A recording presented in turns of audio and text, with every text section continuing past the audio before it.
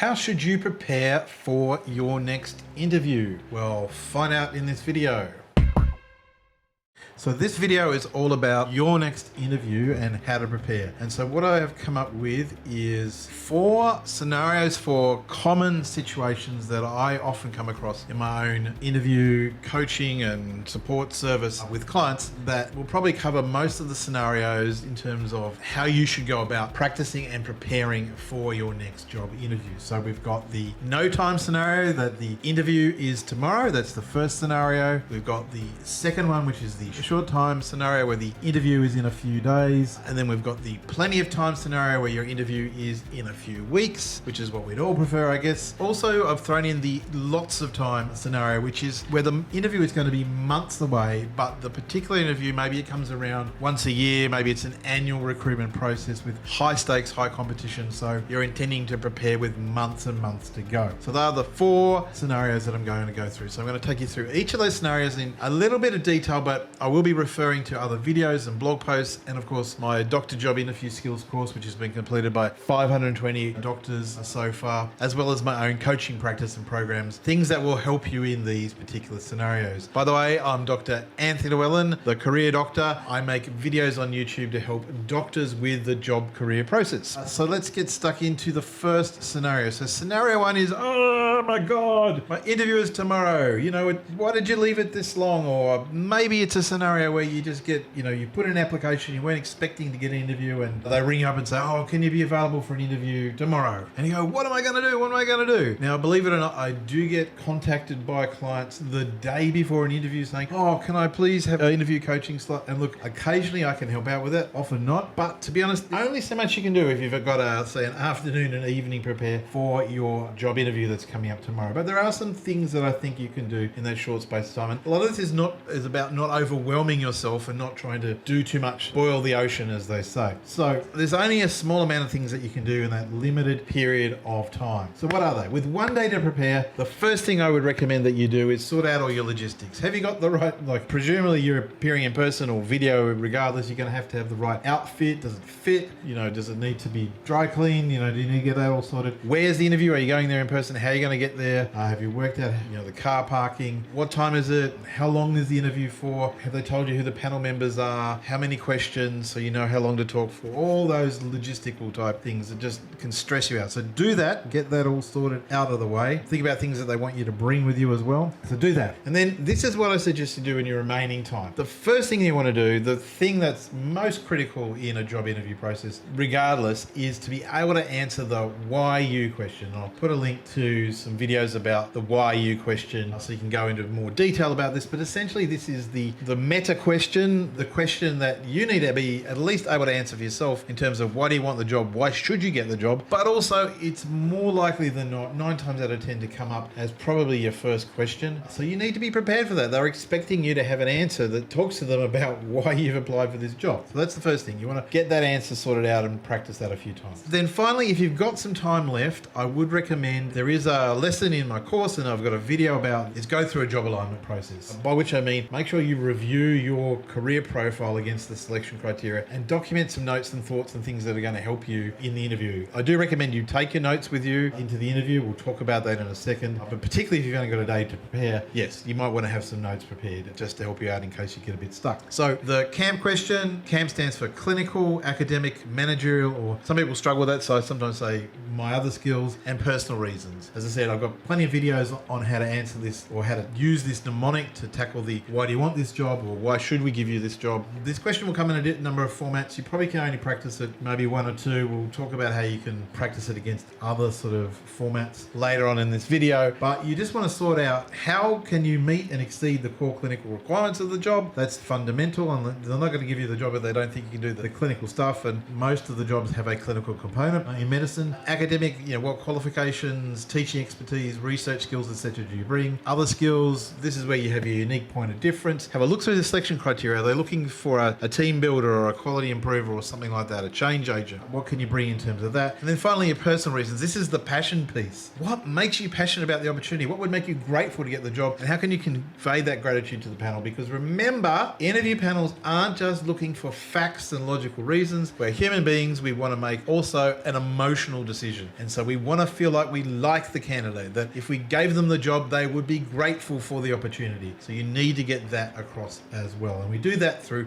storytelling. So that's the camp. As I said, plenty of other videos about that do it in a bit more detail, and obviously some more information in my course. This is the job alignment table. So in our first column, we have the selection criteria. Normally there's a clinical one, a teamwork, a communication, etc. Then our next few columns are your evidence. You've probably already done this when you apply for the job, but how do you justify that you've got that, or you can demonstrate that criteria? Your next column will be the key examples that you use. And then there are other things you can add to it, which again, I go into a little bit more in my course. I've got to keep some of the secret sauce in the course, but that is the key part of the job alignment table. There are some other bits that you might want to add into as well. As I said, do feel free to take your notes, your CV, working with children certificate, all the things that they might want to see to the interview to refer to. Be mindful that you don't want to be sitting there all the time flicking through notes. That is distracting, but I think it's perfectly appropriate to take some research to a job interview in medicine. I have had some candidates who've told me that interview panel members say, oh, you must never bring notes to an interview. Bull crap. That person doesn't know what they're talking about. Why would you not want a candidate who's prepared enough to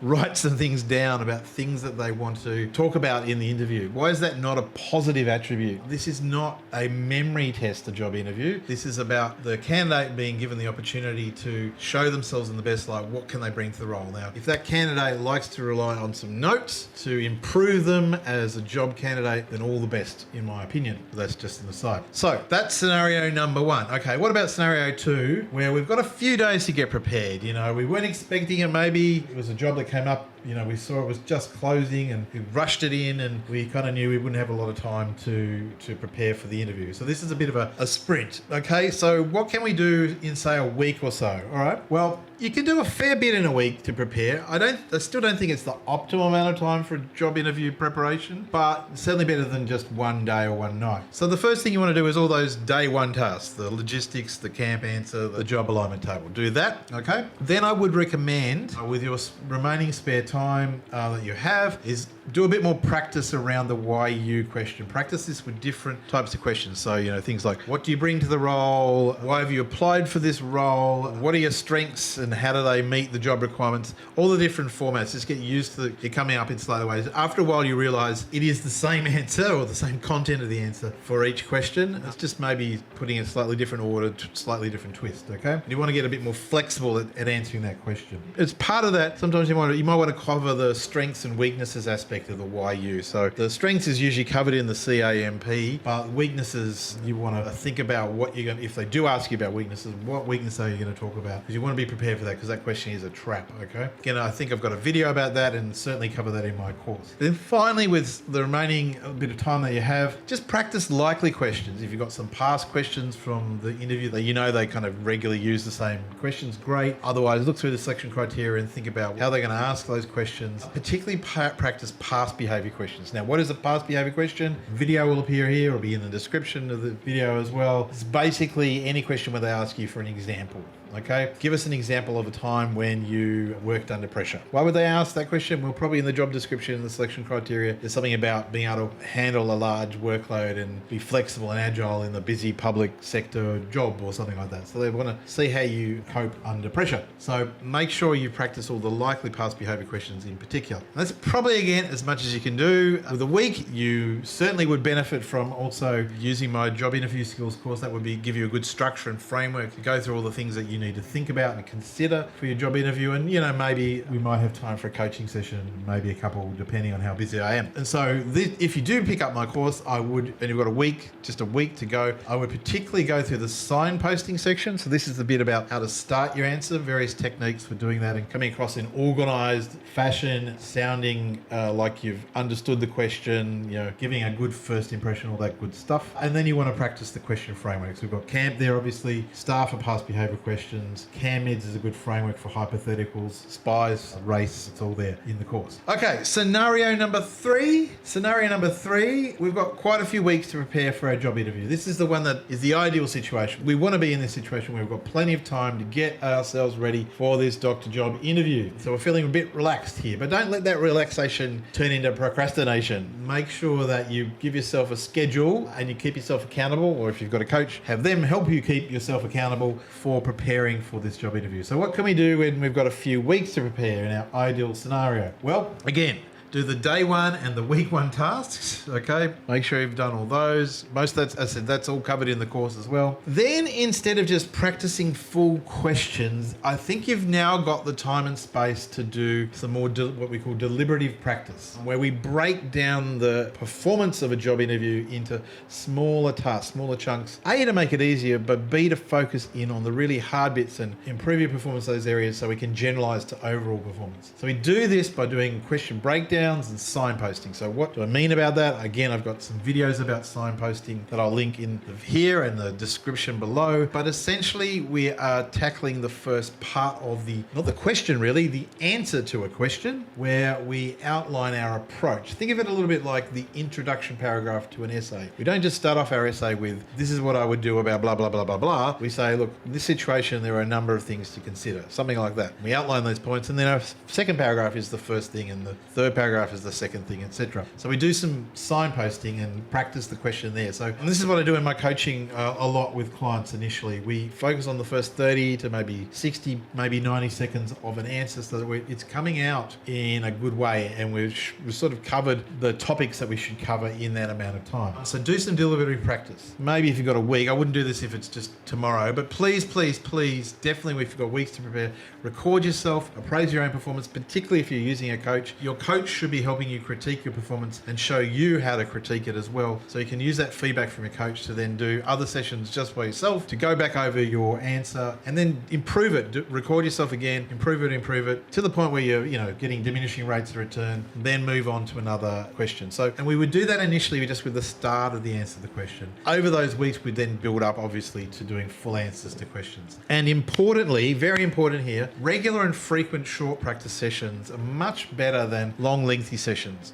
Sit down a couple of times a week, even if it's just half an hour. Half an hour is fine to just do a few questions, okay? If you've got 4 or 5 weeks and you're doing some practice twice a week for the first couple of weeks and maybe 3 or 4 times for the last couple of weeks, that's, going to amount up to about 10 practice sessions where you're going to probably cover most of the things that you want to cover, most of the questions that will probably come up in the interview as well. So that is how I would prepare if you've got weeks to prepare. And as I said, at this point, you're probably thinking about hiring a coach. Certainly the 2 things I would recommend, you might just go for the VIP program. If you want the full service from me, that gives you 8 coaching sessions. Probably need at least 4 weeks to fit those in, plus the course, plus the strategy call. Or I do have a smaller coaching program with 3 sessions down the course as well included. So there's some options there for you. But let's get on to scenario 4, the one where you've got months, but it's high stakes. So you want to make the best impression possible because you're going up against some really top caliber candidates. So these situations I find with my clients are where my clients are particularly going for some of those annual specialty college selection processes, maybe advanced training in physicians, or I do dermatology, I do ophthalmology, I do obstetrics and gynecology, psychiatry, radiology, and of course surgery. I usually have about 25 to 30 clients appearing for the surgical set interviews every year, and a lot of them even choose to start the year before, like in November or December. Certainly they get going in around January, February every year. And I've actually just, by the way, closed all the slots for the first round of clients for surgical training. I will probably have a second round in the next month or so. But that's an aside. The high stakes, so you've got plenty of time to prepare. So what would you do here? Well, look, it's not massively different from the one where you've got weeks to prepare. Obviously, you do your day one and week one tasks. You want to start off with your practice, particularly here. Make sure you're breaking the question down and just practicing the start of the question. Have I got all the issues out? Have I understood the question? Am I conveying that? Is it coming out clear and succinct? Would someone be able to follow it? Record yourself, appraise your own performance, repeat, rinse and repeat, rinse and repeat. with one question until you've got it right. Regular and frequent practice, if you've got months, maybe just start off with one a week, half an hour to an hour. Build it up to 2 half to 1 hours a week. You want to particularly avoid burnout. So that's where we want to build up gradually. I see this a bit with my clients. If you start out in a real sprint, you're just going to peak too early, and you've got plenty of time. If you're just doing regular, frequent practice, you're getting that mastery that you want. You don't need to do heaps of practice, particularly early on. So build up gradually. As I say, once a week or twice a week would be fine initially, depending how far out you are. As you're getting closer, you're probably doing 3, 4, or 5 sessions a week. That's fine. Leave yourself some energy for that towards the end. And then the other thing is, with that amount of time available, keep refining your job alignment table. Keep adding in other things. For example, you might have